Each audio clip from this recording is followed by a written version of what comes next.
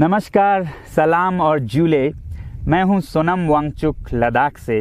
आप में से कुछ लोग हमें जानते होंगे हमारे शिक्षा सुधार के कामों के बारे में, या फिर पर्यावरण के काम में आइस स्तूपा, आर्टिफिशियल ग्लेशियर जैसे कामों के लिए, या फिर आई लिव सिंपली जैसे ग्लोबल मूवमेंट्स जो कि सादा जीवन अपनाकर क्लाइमेट चेंज को रोकने के लिए लोगों को प्रेरित करती है। मगर दोस्तों, आज मैं इन चीज़ों के बारे में नहीं बल्कि आप लोगों को एक बहुत ही ज़रूरी संदेश देने के लिए आया हूं, जो कि चीन और भारत के बीच अभी जो टकराव और तनाव की स्थिति बनी है, इसके बारे में आपकी क्या जिम्मेदारी है। मैं लद्दाख में हूं और आप देख रहे हैं सिंधु नदी को बहते हुए यहाँ, और वो जो पहाड़ियाँ हैं उनके पीछे नुब्रा और चांगथांग के वो इलाके हैं जहाँ पर ये तनाव बढ़ता जा रहा है। हज़ारों सैनिक वहाँ ले जाए जा चुके हैं। सुनने में आया है चीनी वायुसेना के जहाज़ भी वहाँ तैनात किए गए हैं, और 1 घंटे पहले भारतीय वायुसेना के जहाज़ भी मेरे ऊपर मंडरा रहे थे। सामान्यतः जब सीमा पर तनाव होता है तो हम आप जैसे नागरिक ये सोचकर सो जाते हैं रात को कि सैनिक इसका जवाब दे देंगे। मगर मैं आज आप लोगों को ये ज़रूरी बात बताना चाहता हूँ कि इस बार सिर्फ सैनिक जवाब नहीं, दो तरफा जवाब हो और उसमें नागरिक जवाब भी हो। तो आप जैसे नागरिक दिल्ली, मुंबई और बेंगलोर और अनेक शहरों से क्या कर सकते हैं इसमें, ये समझने के लिए पहले हमें समझनी होगी चीन की ये हरकत और वो ऐसा क्यों कर रहा है। आपने देखा होगा कि ये सिर्फ भारत के साथ नहीं हो रहा है, बल्कि पिछले कई हफ्तों से चीन ये दक्षिण चीनी सागर में वियतनाम, ताइवान और अब हांगकांग के साथ भी छेड़खानी कर रहा है। और मेरा ये विश्लेषण है कि वो ये सब किसी देश के साथ दुश्मनी के वजह से ज़्यादा अपने अंदर की समस्याओं को सुलझाने के लिए कर रहा है। आज चीन को सबसे बड़ा डर है तो अपने जनता से डर है। उनकी 140 करोड़ की आबादी, जो कि एक बंधुआ मजदूर की तरह बिना मानवाधिकारों के चीनी तानाशाह सरकार के लिए काम करते हैं और उसे धनी बनाते हैं, जब वो नाराज हो जाए तो फिर एक क्रांति की सी परिस्थिति बन पड़ती है, और इससे चीन बहुत डरता है।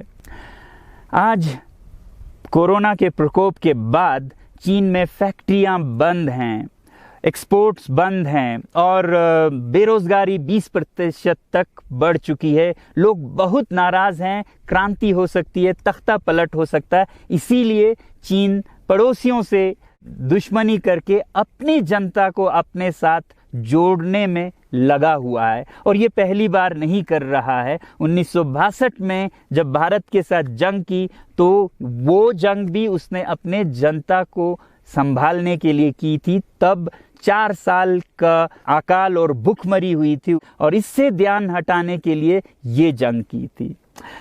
चीन के लिए अपनी जीडीपी और जो खुशहाली है उसे बढ़ाते रहना बहुत ही ज़रूरी है, और जिस दिन जीडीपी घट जाए वहाँ की जनता क्रांति के लिए तैयार है। मैं तो कहता हूँ कि इस बार भारत की बुलेट पावर से भी ज़्यादा वॉलेट पावर काम आएगी, जो नागरिक पैसा खर्चते हैं चीन के सामान को खरीदने में।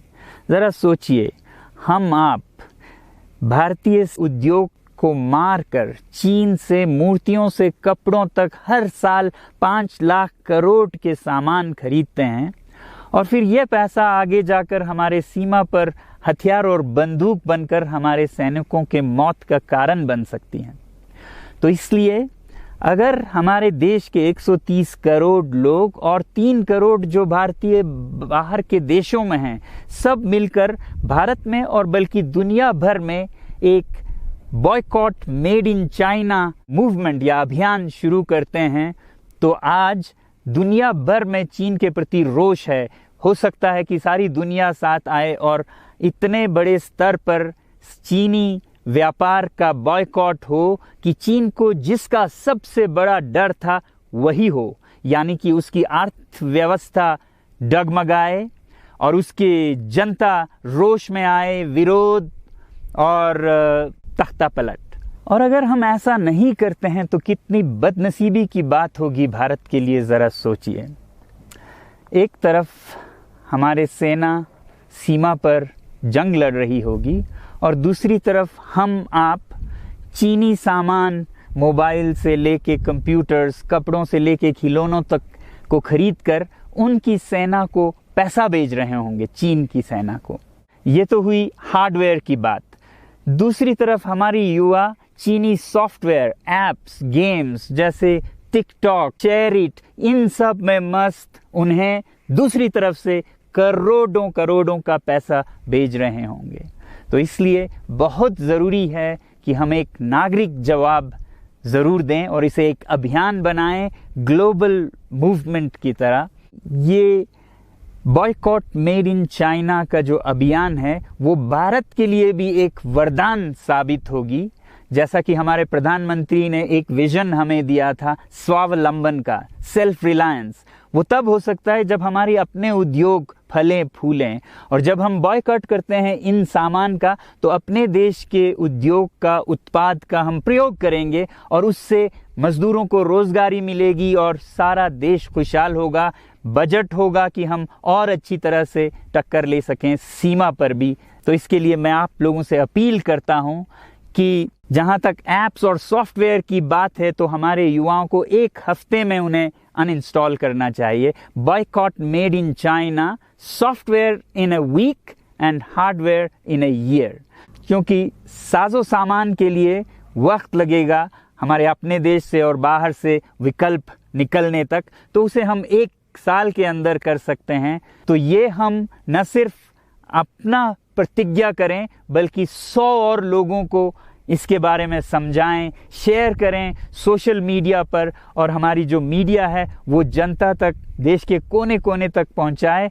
और जैसे ही इसका असर दिखने लगेगा, इंटरनेट से ऐप्स लाखों में, करोड़ों में अनइंस्टॉल होंगे, तो चीन को संदेश साफ जाएगा और यही एक तरीका उसे मेज़ पर पहुंचा सकती है जहां पर कि बातचीत हो शांति की।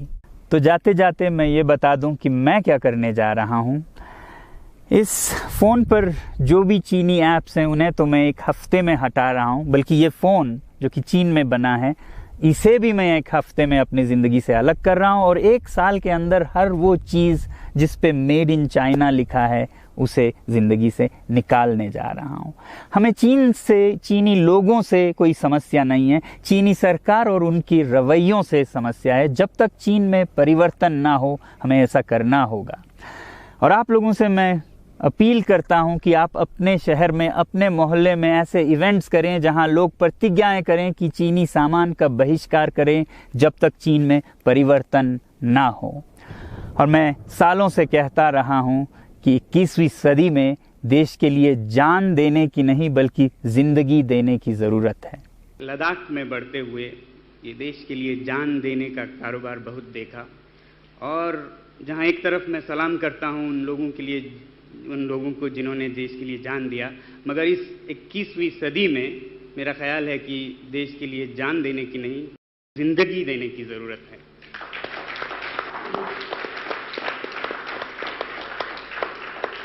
तो आप भी निभाइएगा अपना रोल। जय हिंद।